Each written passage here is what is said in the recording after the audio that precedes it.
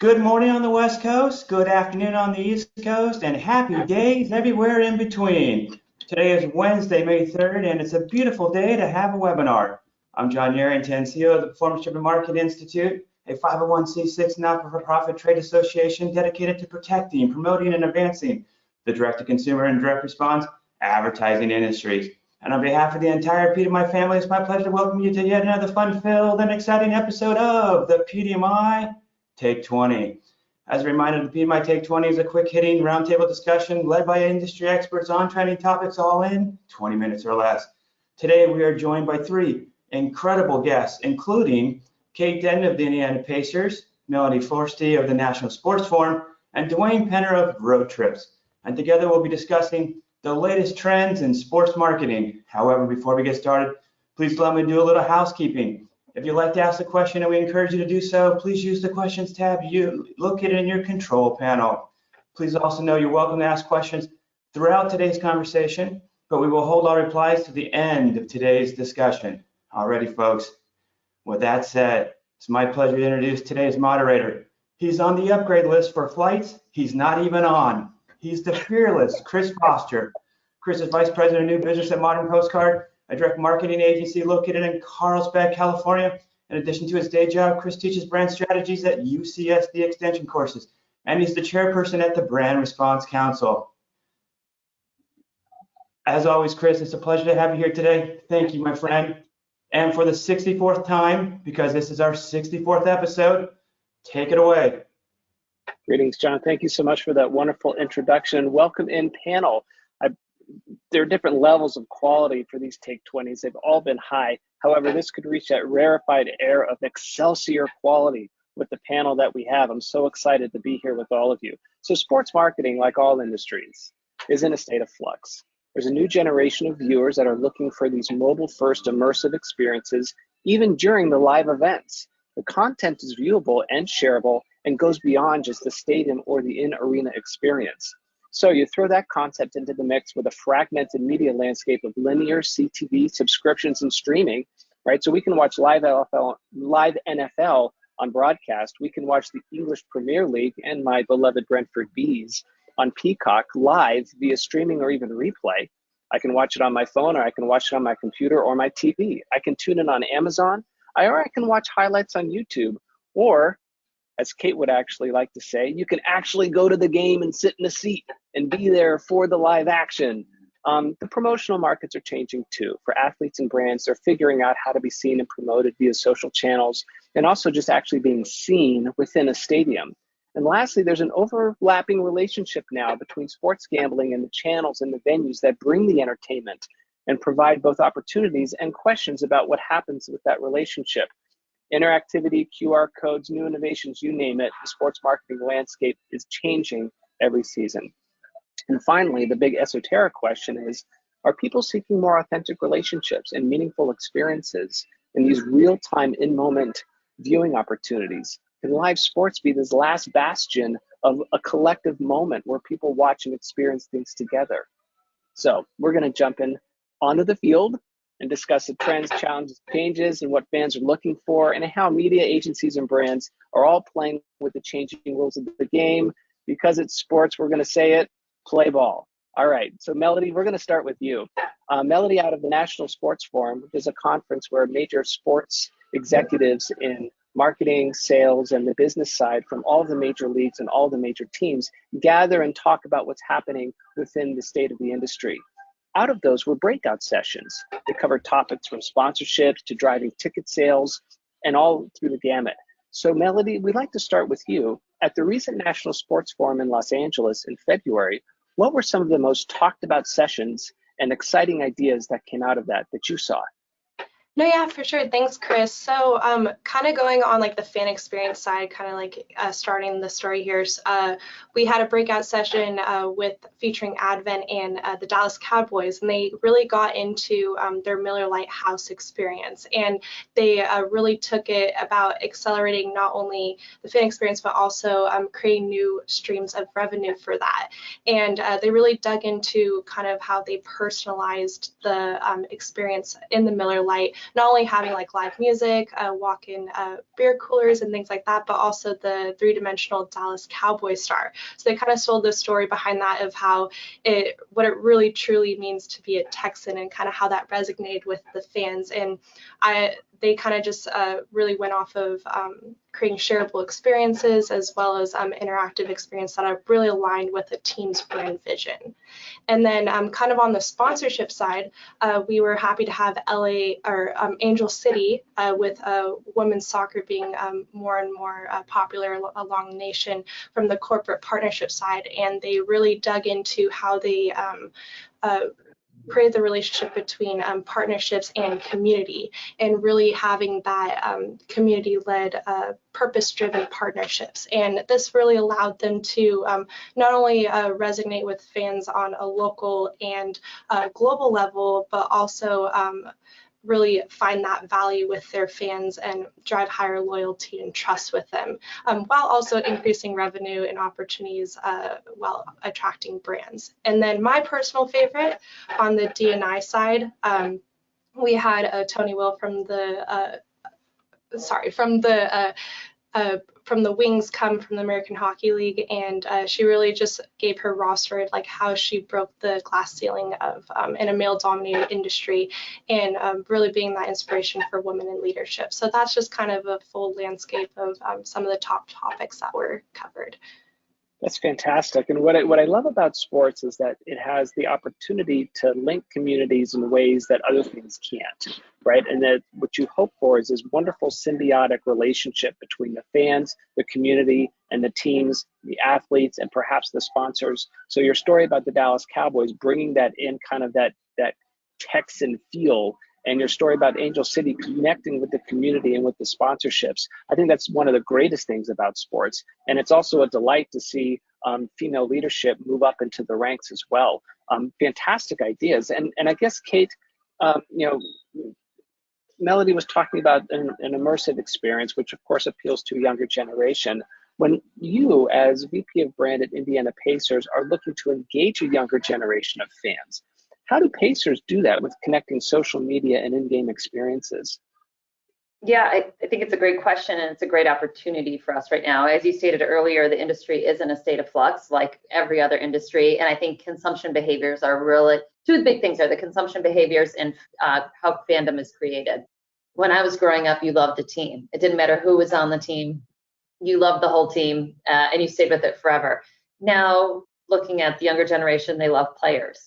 And so it's really important and a great opportunity for us to build some stickiness between the fan and the team by celebrating and allowing them to get closer to the players with some bespoke content. We can certainly lean in on the number of different ways for you to experience a team. You certainly can come to a game. You can watch us on broadcast through our partner with Bally's. But then you also can consume a lot of content through social media.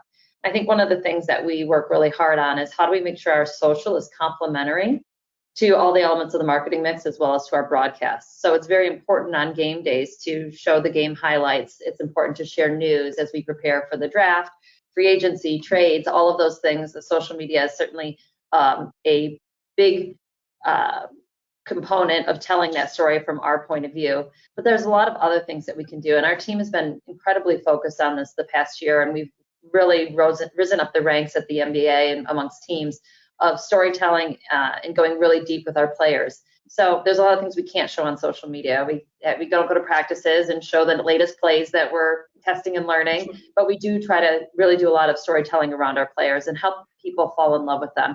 So an example that we had from this past year was Benedict Mathurin, who is a rookie that we signed, and he hadn't had a home-cooked meal from his mother in years.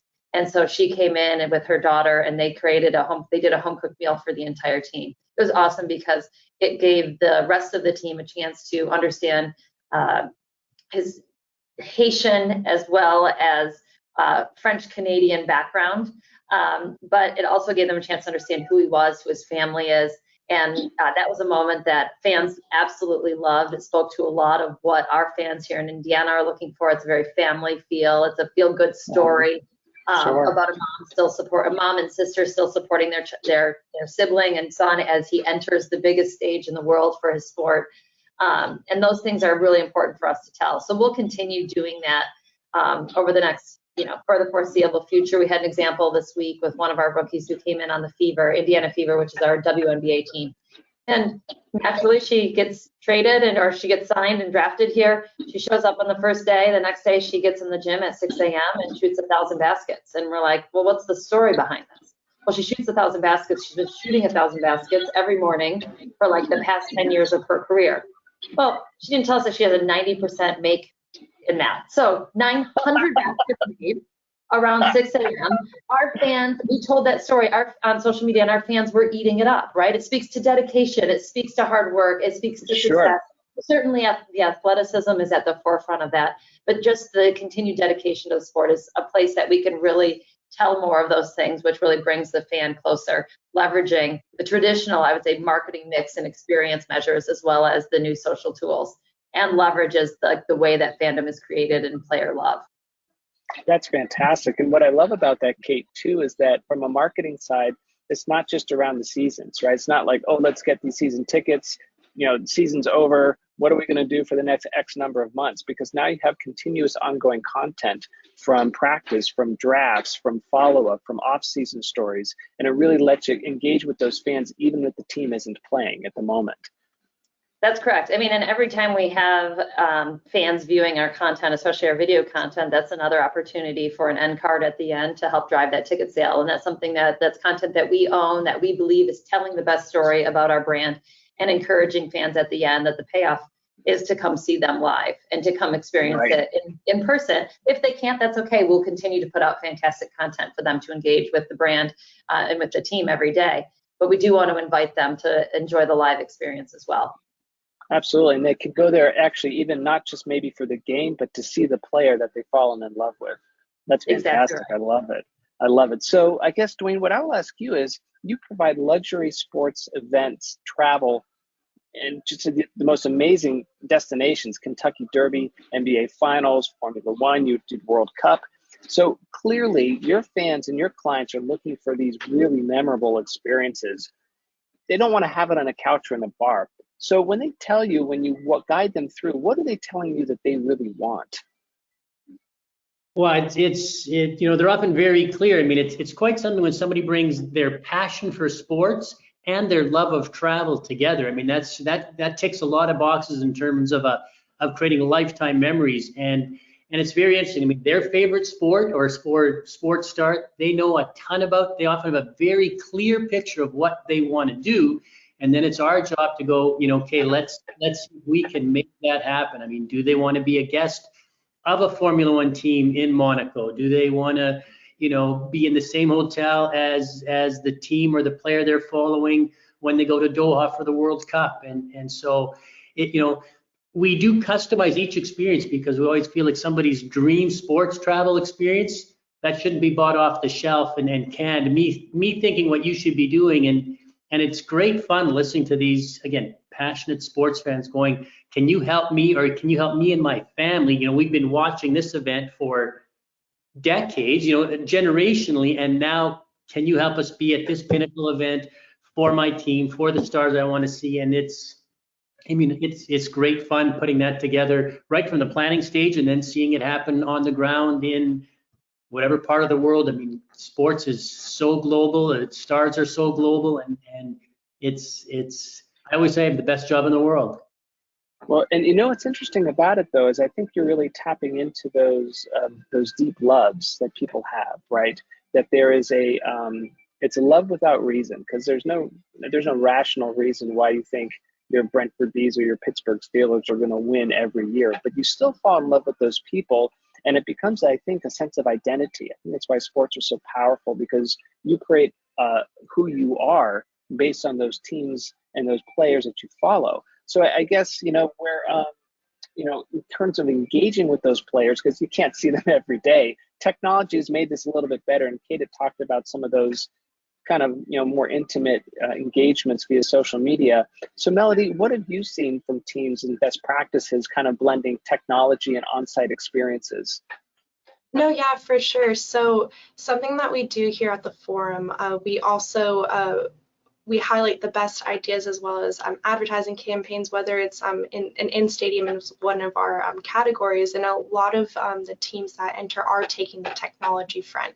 And someone that we featured this year was the Seattle Seahawks. They did a on-site photo booth, but with augmented reality. So basically what they did is they took they pre-filmed actions of their players and allowed for their fans to have an interactive experience to take pictures with them, kind of get that real feel of being there with the players, because players aren't always on site, they can't always do fan visits, things like that. So it's kind of like a quick, easy way for them to do that. And what this really did for them on the marketing front, it just brought a new source of data as well, kind of learning more about their consumers and being able to improve their fan experiences overall. And it did really well on social media because it was just kind of a unique way of how they grasp the intimacy with the players. That's fantastic, because you can take advantage of the fan being there, but then using technology almost to I would say enhance that experience for the fan, but amplify that experience so it goes beyond just the stadium and into the social channels. So Kate, you clearly have to be blending digital and on-site experiences, right? So what kind of future do you see happening that either with Pacers or around the league? Yeah, I think there's a lot of opportunity here, and I think we're all really figuring it out. We did a lot of research a couple years ago around the fan of the future, and we're really focused on 2 different fan groups that we'll be investing heavily in to help create the next generation of fans. We call them gambling fanatics and digital hoopsters. So as gambling becomes more accessible in markets, what can we do within the confines of what we're able to do as a league and team to help create an experience for those fans and bring them into the Pacers franchise, as well as for digital hoopsters. They're following all the teams, they're on social media. They may not watch a whole game because you can watch a whole game, or you could spend 2 hours and you can see what every single highlight of every sport in a 2-hour period is. And I think there's a lot of things that appeal to both of those. What we're really working through is what is the right balance of all the elements of the marketing mix? So from the in-game experience, when you enter and you're walking around the concourse, to what's happening on the court, or in football's case on the field, or baseball's case on the field, to what happens after. And I would say that I don't think anybody has it completely figured out yet, as all of us have different types of different needs that we have in terms of the amount of season ticket holders, or your broadcast partner, or your players and your access to your players. I think we at the Pacers, we're in a really good position. We have a great relationship with our owner. We have a great relationship with our players and with our basketball staff. So we're able to create some really unique experiences, whether they be digital or in real life, that are augmenting the fan experience of just going to a game. I think post-COVID, we're really pushing on a lot of the real life experiences, because we did so much of the virtual, and fans bought into it, but now they want to stay after the game and hear what the player has to say. They are getting there early, and they want to yell to their favorite players. They want to go on the road. And Duane, I've had so many parents ask me, hey, when you guys do your road trips, which I take my son on the road with me quite a bit, when you do it next time, can we come too? If you're organizing it, can we have that experience? Because it does become part of your identity. And I think as we think about the tools for the future as it relates to digital and creating shareable moments, that's going to be really important, is understanding that a fan, there's a piece of it that's a fan's interaction with the player, whether you're a fan of that player or not. There's another piece that's the social currency that comes with that access of being in that moment and having that can't miss opportunity. And I think we see things like the pop-up museums, that the Instagram pop-up museums are a place where you're creating that must be at moment that is attainable to all. But at the end of the day, nothing beats the real life experience of meeting your favorite player and shaking his hand. And my son said the other day that I'm not just a happy kid, this is the absolute best day of my life, right? And those are the experiences that we try to make happen every single day. Our team will go around the concourse at the third quarter and do giveaways to families, to kids that are standing there, whether it be as simple as a pencil or a sweatband or an armband. Those things make a big difference. And we try to remind ourselves all the time that every game is someone's first game. Every game is someone's opening night.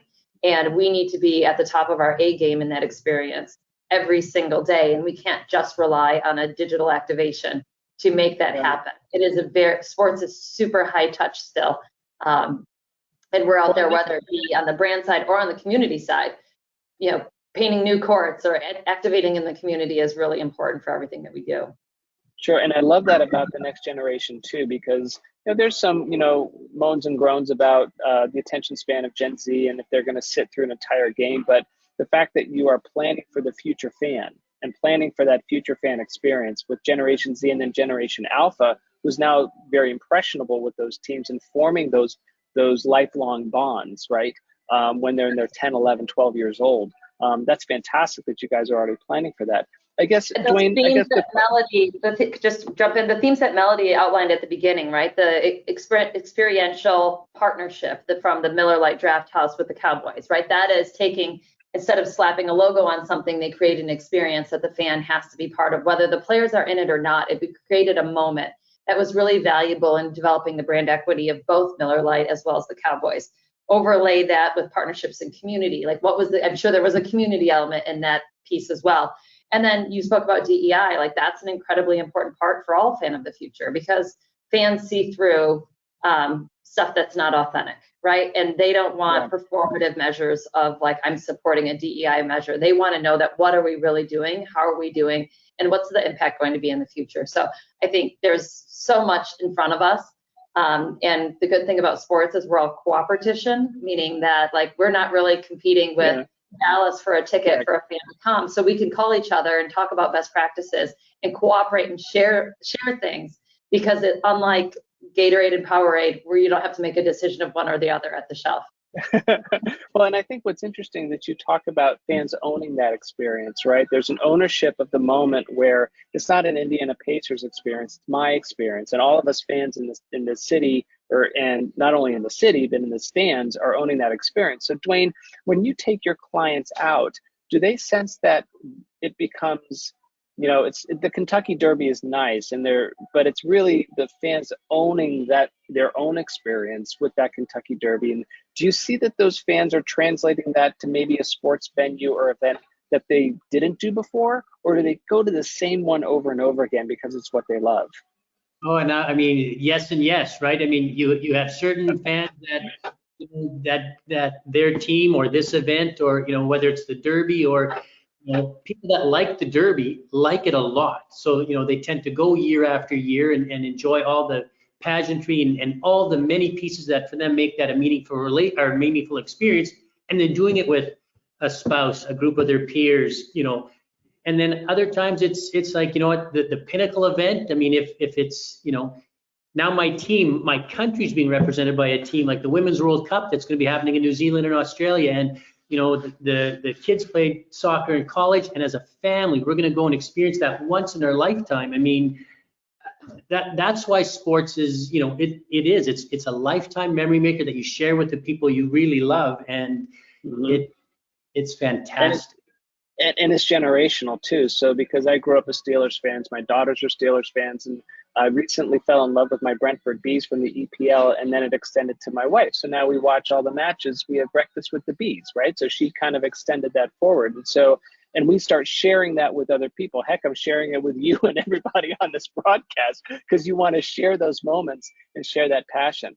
I guess I'll go. We're at 11:25, so I'll ask you to answer this question very quickly. I'll start, Melody, with you. We'll go around the horn. What do you see the most exciting thing coming from Generation Z? Because in 5 years, they will be a third of the workforce, and they will be the largest consumer group. So not only will they be in the field actually working with sports teams, but they'll also have a lot of purchasing power to decide what activities they go to.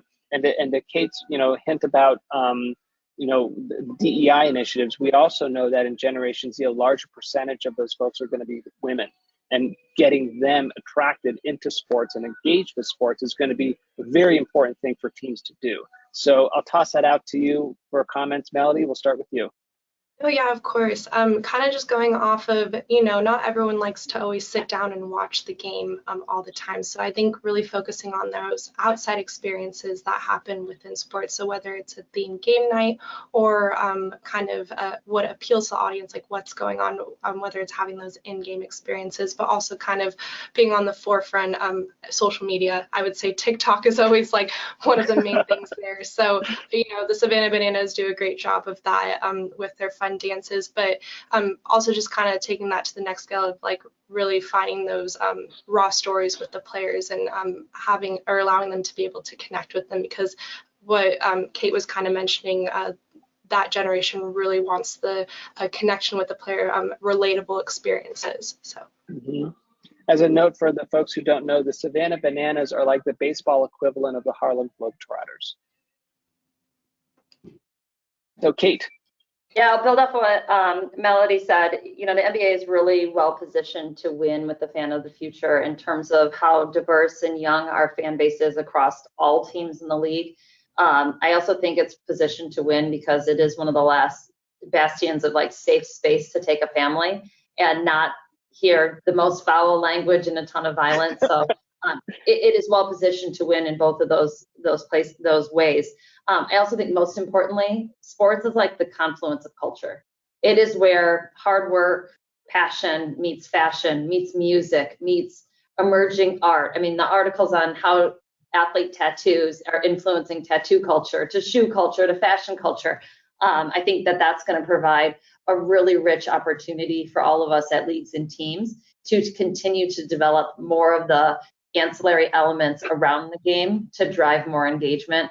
If anyone's been to a Miami Heat game, it is a fashion show like you have never seen it before in your life. And, you know, that's different than when you come to Indiana. People are here to watch the game. You go to Miami, they're there to be seen. Like there are all these different elements that we're all going to be figuring out at the same time. Sure. And learning from each other. But I think because it is the confluence of culture, art, sports, music, everything coming together, we're all going to win if we can continue to be focused on elevating around who the new fan is. I love it. Brilliant answer. Duane, what are you thinking about Gen Z in terms of their travel experiences and what they want to do? Well, again, the phrase, the more things change, the more they stay the same. I mean, in many ways, that foundational element of being at a live game or a live event is the foundation. But this next generation is doing that and loving that. But then they have all these other layers of how they interact and what's important and how they've added all these layers that their parents or grandparents, shake their heads, but they're just as passionate a fan at a base watching the event level. But yet they've, got a phone and I mean, sports entertainment, that confluence, it's just a wave that's going to keep coming of people wanting to experience. Life is about us, what the experiences we can have that are rich and meaningful and shareable with the people we want to share them with. That's so interesting you say that, because I also think COVID had an effect for some of those Gen Z folks in college where they couldn't get into those live events. And I'll just say one anecdote. My daughter knows jack nothing about sports. She's never been to a game. She knows me that I like the Steelers, but this year she got excited about the NCAA tournament because she's a San Diego State Aztec. And we had an unbelievable Cinderella, literally last tenth of a second shot to get to the final. She experienced that with all of her friends in Pacific Beach, in San Diego, erupted completely. And even though she's graduating, she said, "Dad, I'm going to start going to Aztec games now," because that was the moment that had her fall in love with the team. So guys, it's 11:30. It's way past the take 20. We blew that clock out. We don't care about the clock. We're in the stoppage time.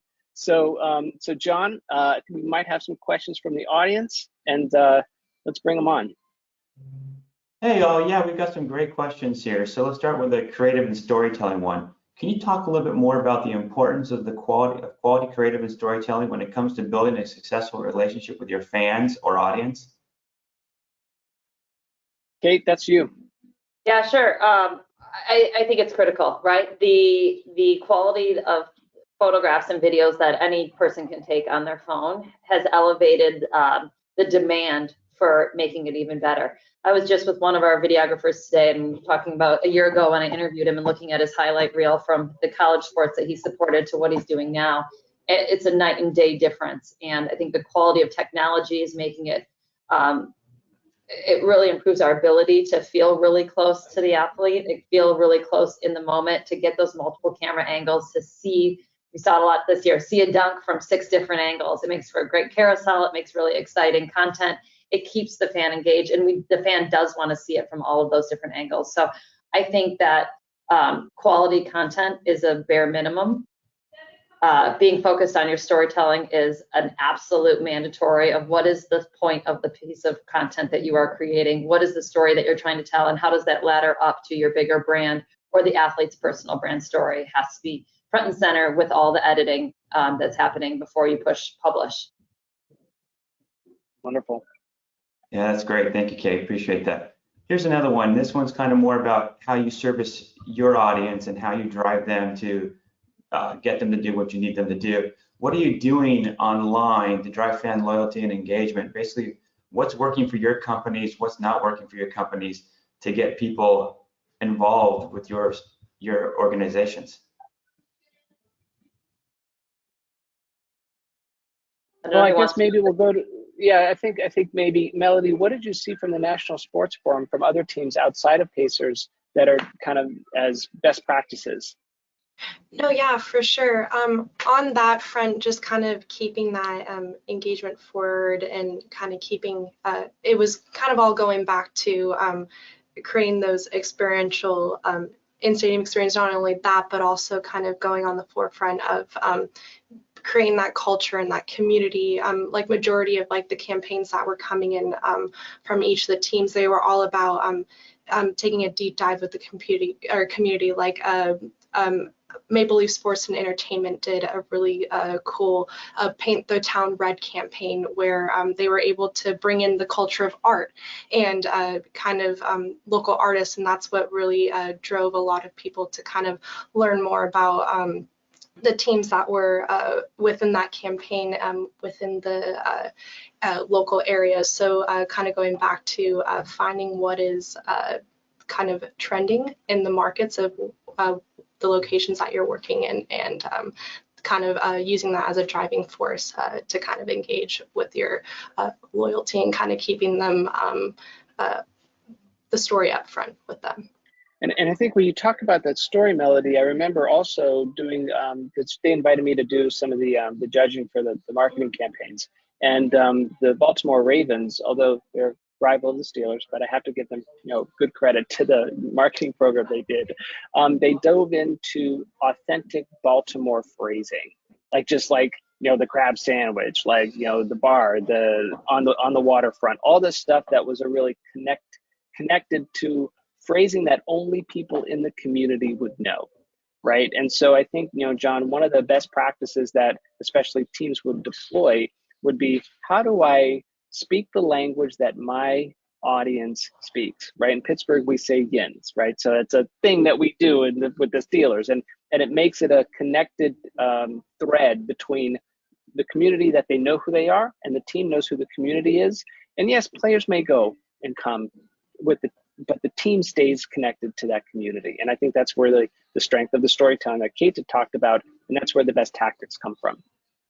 We saw 2 great pieces of content, I think, in the past couple of years that I know I really sparked too. One was just this week. The Celtics put it out before their game with their first game in the series with the 76ers. And it starts with like this old kind of crinkly footage that says, we want Boston, and it's the 76er fans saying they want Boston in their rivalry in the matchup. And so they said, you wanted us, like, we're delivering. And it went back to Larry Bird commenting about what it's like to play the 76ers. And then it came into current day, Marcus Smart and Joel Embiid, battling it out. Like, they took and they brought to life the history. Even if you didn't know about the history and you just became a fan of one of the teams, it was like, oh, this is on. This is really, really important. And I think another place we saw that moment of importance that only one team can do for your local market was when the Rams did the content piece 2 years ago around the draft. It was like Steal the Draft. It was filled with LA celebrities, and it had the feeling of an Ocean's 11 film. Only the Rams can do that, right? You've got to be in LA. You've got to have this swagger. You've got to have this confidence.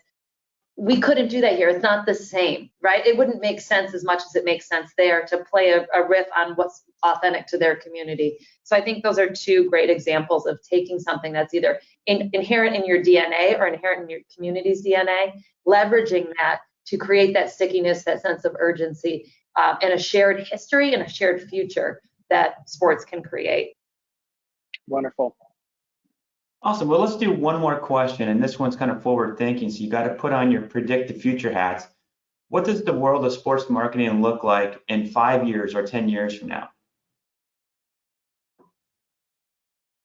So Duane, we'll start with you. As you start thinking about the events that are coming on, how would you market that to a next generation of travelers? Well, and I think potentially the question almost has to be in much shorter time increments. I mean, the pace of change and the pace of what people are looking for and how quick they want it. Wow, you got to start asking that question. What is the next 12 months? What is everything as it moves out of post-pandemic? How much is it going to be different? Live events. I mean, we're starting to see some settling, but it's like, wow, you've got to be able to pivot and adjust and provide what the the audience wants, because they do have options. They have options for content everywhere, and so that's a question you've got to constantly be asking, and it's got to be authentic. I mean, one of the things we like to do is give people access to other travelers' content. This is what they're there's no us doctoring and just putting on sort of a salesy spin. It's like, what, a fan like me did this there, I want to do my version there or the next place. So we share a lot of our travelers' own content to prospective travelers, or give them a medium, a venue to share it with each other, and they like that, creating community that way. Great answer. Well, guys, thank you so much for your time today. Let me come back in on screen here. Honestly, phenomenal session. Kate, Melody, Duane, Chris, great job today. Great conversation. Excelsior level. It delivered on it. No doubt about it. I'm actually looking forward to rewatching this one. So thank you all so much. Well, folks, I hope you enjoyed today's conversation as much as I did. Before we close out, I'd like to take a moment to invite you to join our next episode of the PDMI Take 20, hosted May 17th at 11 a.m. Pacific, 2 p.m. Eastern. I'd also like to remind you that PDMI's fall conference, PDMI West, is scheduled for October 9 through 11 in San Diego at the Intercontinental Hotel. For those planning to stay on site at the Intercontinental, hotel rooms are now available for registered badge holders only at the discounted rate. To get your badge and hotel rooms, please visit thepdmi.com. That's thepdmi.com. Thanks again, everyone, and make it a great day. Thank you. Thanks, everybody. Thank you.